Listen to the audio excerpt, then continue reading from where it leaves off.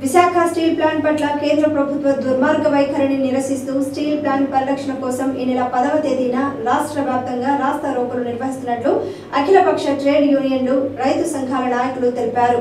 Eluru CITU కార్యాలయంలో జరిగిన విశాఖ ఉక్కు పరిరక్షణ పోరాట వేదిక ఆధ్వర్యంలో రాస్తా రోకో కరపత్రాలను విడుదల చేశారు.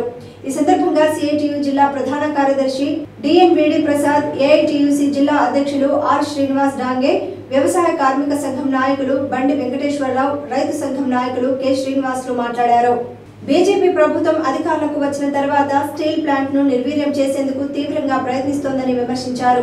గత 3 ఏళ్లుగా స్టీల్ ప్లాంట్ ప్రైవేట్ పరం చేయాలని మోడీ ప్రభుత్వం విశ్వ ప్రయత్నం చేసిందని, కానీ రాష్ట్ర ప్రజానీకం మద్దతుతో కార్మికులు పెద్ద ఎత్తున ఆందోళన చేపట్టారని, ఫలితంగా ప్రభుత్వం వెనకడుగు వేసిందన్నారు. మూడోసారి అధికారంలోకి వచ్చిన మోడీ ప్రభుత్వం పథకం ప్రకారం స్టీల్ ప్లాంట్ ను నష్టాల్లోకి నెడుతోందని ఆవేదన వ్యక్తం చేశారు.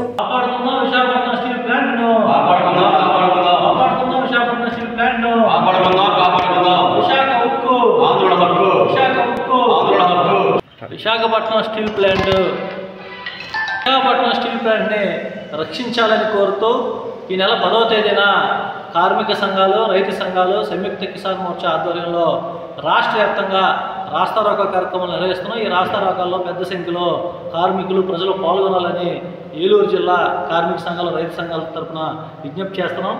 ఈ రాష్ట్రంలో, దేశంలో ఇటీవల ఎన్నికలు జరిగిన తర్వాత కొత్తగా వచ్చినటువంటి ప్రభుత్వాలు విశాఖపట్నం స్టీల్ ప్లాంట్ మేము రక్షిస్తాయని చెప్పి వాగ్దానం చేసినాయి. ఇప్పటికే కేంద్ర ఉక్కు శాఖ మంత్రి కుమారస్వామి కానీ, అలాగే కేంద్ర మంత్రి శ్రీనివాస్ వర్మ విశాఖపట్నం స్టీల్ ప్లాంట్ని సందర్శించారు. విశాఖపట్నం స్టీల్ ప్లాంట్ చాలా మంచి స్టీల్ ప్లాంట్, ఈ స్టీల్ ప్లాంట్ ఎట్టి పరిస్థితుల్లో ప్రైవేట్ పరం చేయం, ఈ స్టీల్ ప్లాంట్ మేము రక్షిస్తామని చెప్పి వాగ్దానం చేశారు. అయినప్పటికీ కూడా ఇప్పటికీ 3 నెలలుగా విశాఖపట్నం స్టీల్ ప్లాంట్ని నిర్వీర్యం చేయడం కోసం కేంద్ర ప్రభుత్వం కుట్రలు చేస్తూ ఉంది. కేంద్ర ప్రభుత్వ కుట్రల్లో భాగంగానే ఈరోజు విశాఖపట్నంలో ఉన్నటువంటి స్టీల్ ప్లాంట్ యొక్క సామర్థ్యం రోజు రోజుకి ఉద్దేశపూర్వకంగా తగ్గిస్తూ ఉన్నారు. తక్షణమైనటువంటి చర్యల్ని ఆపివేయాలని చెప్పి మేము కార్మిక సంఘాల తరఫున, రైతు సంఘాల తరఫున డిమాండ్ చేస్తున్నాం. నరేంద్ర మోడీ గత 4-5 సంవత్సరాల కాలం నుండి విశాఖపట్నం స్టీల్ ప్లాంట్ ప్రైవేట్ పరం చేయడం కోసం విశ్వ ప్రయత్నాలు చేశాడు. ఆంధ్ర రాష్ట్రంలో ఉన్నటువంటి ప్రజానీకం యొక్క మద్దతుతో కార్మిక సంఘాలు గత 4 ఏళ్ళుగా చేసినటువంటి ఐక్య పోరాటాల వల్ల స్టీల్ ప్లాంట్ ప్రైవేట్ పరం కాకుండా నిలబడింది. దానికి ఇవాళ కక్షపూరితంగా నరేంద్ర మోడీ ప్రభుత్వం స్టీల్ ప్లాంట్ని మొత్తాన్ని నిర్వీర్యం చేసి ఏమైనా సరే దాన్ని మూత పెట్టాలా, ప్రైవేట్ వాళ్ళకి అప్పచెప్పాలి ఈ పేరుతో అని చెప్పి కుట్రలు చేస్తూ ఉన్నారు. దానికి కావాల్సిన ముడి సరుకుని సప్లై కాకుండా అడ్డుకుంటా ఉన్నారు.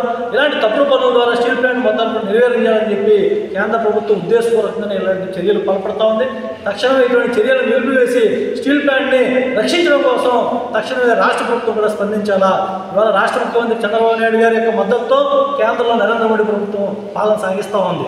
మరి నరేంద్ర మోడీ గారు ఈ రోజున స్టీల్ ప్లాంట్ ప్రైవేట్ పరం చేయాలని చెప్పి ప్రయత్నం చేస్తూ ఉంటే ముఖ్యమంత్రి గారికి, చంద్రబాబు నాయుడు గారికి సంబంధం లేదా అని చెప్పి మేము కార్మిక సంఘాల తరఫున అడుగుతా ఉన్నాం.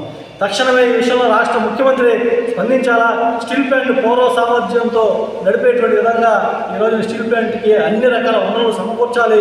అలాగే మైనింగ్ ఓర్ను కూడా స్టీల్ ప్లాంట్కి సప్లై చేసేటువంటి విధంగా తగిన చర్యలు తీసుకోవాలని చెప్పి మేము కోరుతా ఉన్నాం. ఇప్పటికైనా సరే కేంద్రంలో ఉన్నటువంటి మోడీ ప్రభుత్వం, రాష్ట్ర ప్రభుత్వం ఈ విషయం మీద స్పందించాలా. లేని పక్షంలో కార్మిక సంఘాలు, రైతు సంఘాలు ప్రజానీకం మద్దతుతో పెద్ద ఎత్తున ఉద్యమం చేయాల్సి వస్తుందని చెప్పి విజ్ఞప్తి చేస్తాం.